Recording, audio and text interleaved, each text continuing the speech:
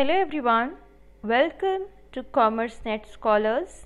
I hope you all are perfectly fit and fine. आज के video में जो टॉपिक हम डिस्कस करेंगे वो है मार्केटिंग मैनेजमेंट का next topic. We were discussing 4 P's of marketing जिसमें हमने प्रोडक्ट डिसीजंस ऑलरेडी कर लिया है. Today we will be starting with pricing decisions and we'll understand what these decisions are all about. क्या डिफरेंट मेथड्स हैं, क्या strategies हैं, क्या तरीके हैं प्राइसिंग डिटरमाइन करने के, प्राइसिंग पॉलिसी क्या होती है, फैक्टर्स कौन कौन से हैं जो प्राइसिंग ऑफ अ प्रोडक्ट को अफेक्ट करते हैं. All that will be studying in today's video. So let's start today's video, but before starting, as you all know, a reminder for you all, please watch the video till the end to understand it properly. Share it with your friends as much as possible and subscribe the channel if you haven't subscribed yet. Let's proceed with the topic. सबसे पहले हम समझ लेते हैं कि pricing decisions क्या होती हैं.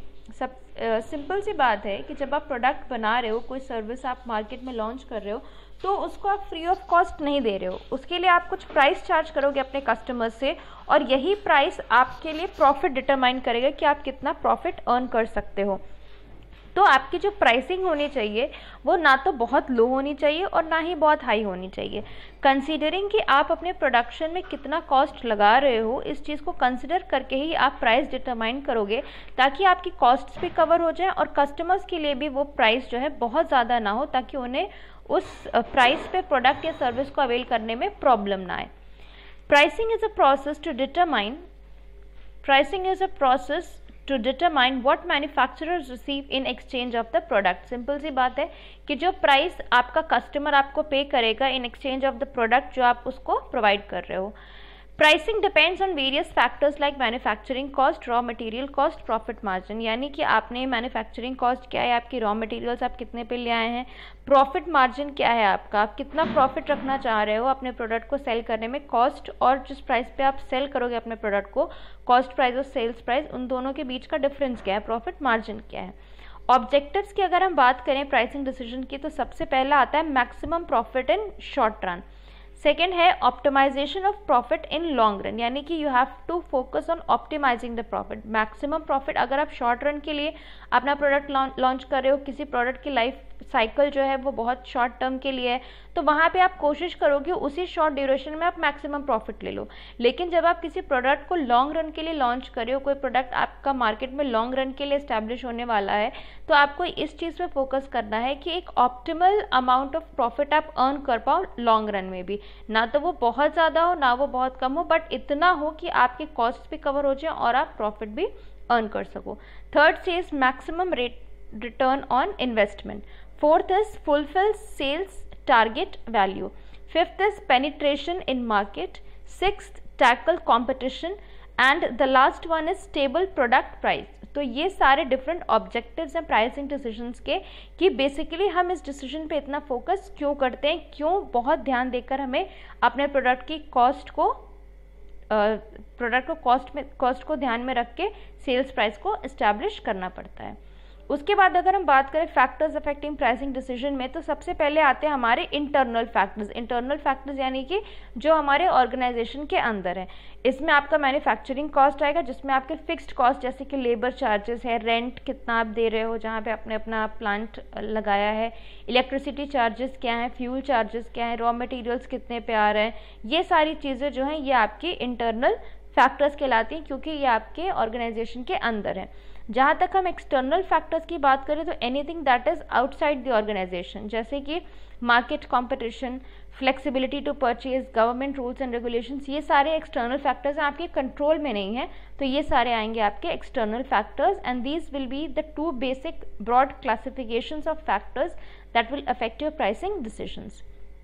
नेक्स्ट अगर हम बात करें सबसे इम्पॉर्टेंट प्राइसिंग मेथड्स जिससे क्वेश्चंस ज़रूर आते हैं एग्जामिनेशन में, तो सबसे पहला है कॉस्ट प्लस प्राइसिंग. इसमें क्या होता है, cost of production per unit plus profit margin decided by management.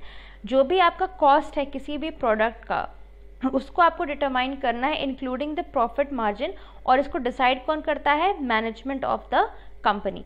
Break even analysis, यानी कि ब्रेक इवन पॉइंट कौन सा पॉइंट होता है, जहाँ पे you have a situation of no profit और नो लॉस, और इसके बाद से जो है ऑर्गेनाइजेशन या फर्म में प्रॉफिट आना स्टार्ट हो जाता है। तो बेसिकली ब्रेक इवन एनालिसिस में हमें डिटरमाइन करना है कि इन्वेस्टमेंट्स और रेवेन्यू जो एंटरप्राइज के हैं वो इक्वल हों। Next is price based on marginal analysis. Marginal word जहाँ भी आता है हम बात कर रहे होते हैं एडिशनल की, एडिशनल कॉस्ट, एडिशनल क्वांटिटी, ये सब कुछ आता है हमारा मार्जिनल के पॉइंट ऑफ व्यू से। So additional cost of the product is compare to the additional profit. जो भी एडिशनल कॉस्ट, एक एडिशनल यूनिट, मान लो आप 10 यूनिट्स मैन्युफैक्चर कर रहे थे, अब आप 11 यूनिट्स मैन्युफैक्चर कर रहे हो, तो उस एक एडिशनल यूनिट को मैन्युफैक्चर करके आपको कितना कॉस्ट आप लगा रहे हो उस एक एडिशनल यूनिट को मैन्युफैक्चर करने में, और उस एक यूनिट को सेल करने के बाद आप प्रॉफिट कितना अर्न करो, इसको आपको डिटरमाइन करके ही अपना प्राइस डिसाइड करना होता है प्रोडक्ट के लिए। नेक्स्ट है हमारा सिलेक्शन ऑफ प्राइसिंग पॉलिसी। ये भी बहुत इंपॉर्टेंट है हमारे एग्जामिनेशन के लिए। Pricing policy will simply mean the policy under which the organisation will be deciding the price for a particular product. तो अगर हम सिलेक्शन की बात करें प्राइसिंग पॉलिसी के, तो ये डिफरेंट टाइप्स ऑफ कैटेगरीज है। सबसे पहला है साइकोलॉजिकल प्राइसिंग।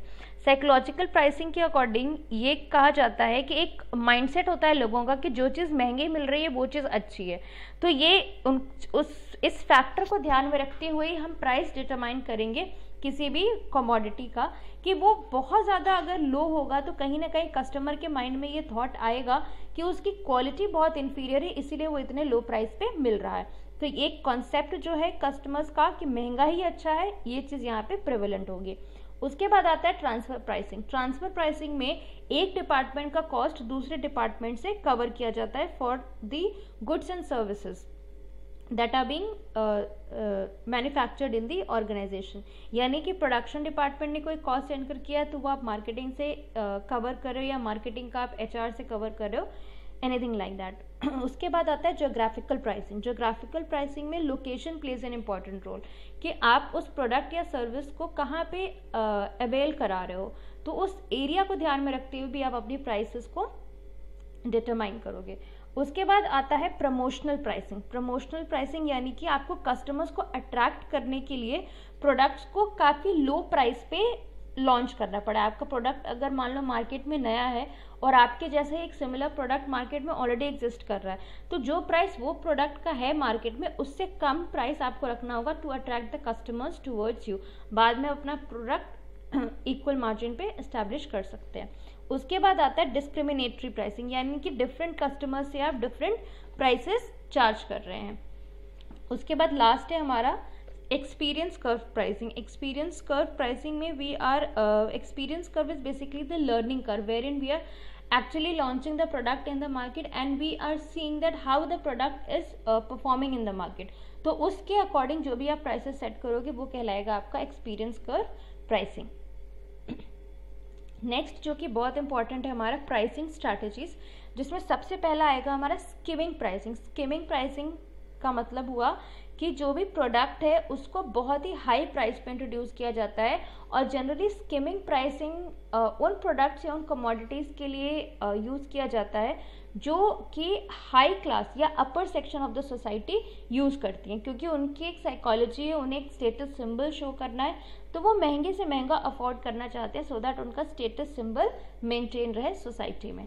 उसके बाद आता है पेनिट्रेशन प्राइसिंग। पेनिट्रेशन प्राइसिंग में introduced with low initial price. Penetrate करना यानी कि मार्केट में आपको एंटर करना है, आपको मार्केट कैप्चर करना है। तो जब आपको मार्केट में एंटर करना है, अपने मार्केट को कैप्चर करना है, तो ये चीज़ बट ऑब्वियस है कि आपको प्रोडक्ट को कम प्राइस पे लॉन्च करना पड़ेगा मार्केट में, ताकि आप ज़्यादा से ज़्यादा कस्टमर्स को अट्रैक्ट कर पाएँ अपनी तरफ।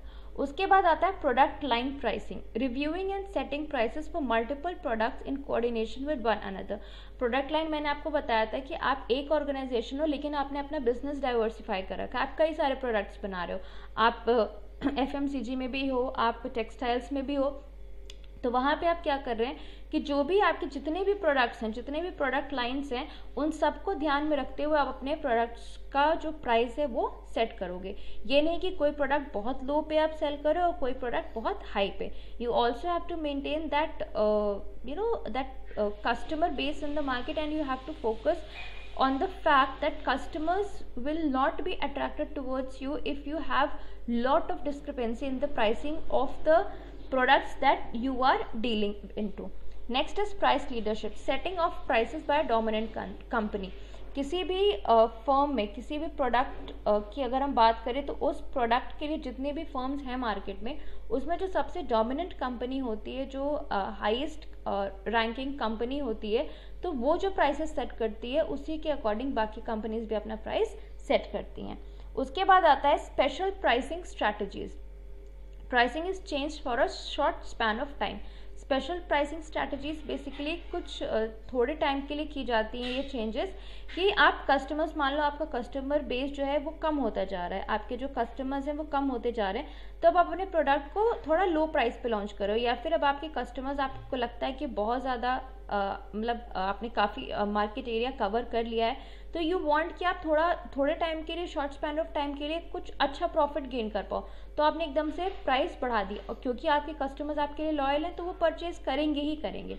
सो this is done something to have a lot of profit in short span of time. और लास्ट है discounts and allowances, which is very simple and the most easiest way to attract customers, कि आप अपने product पे कुछ discounts दे रहे हैं, कुछ अलाउंसेस प्रोवाइड कर रहे हैं अपने कस्टमर्स को। So this was all about pricing strategies, pricing decisions. I hope it's clear. Next topic in the next video. Till then, take care. Thank you. And if you haven't subscribed the channel yet, please do subscribe it right now.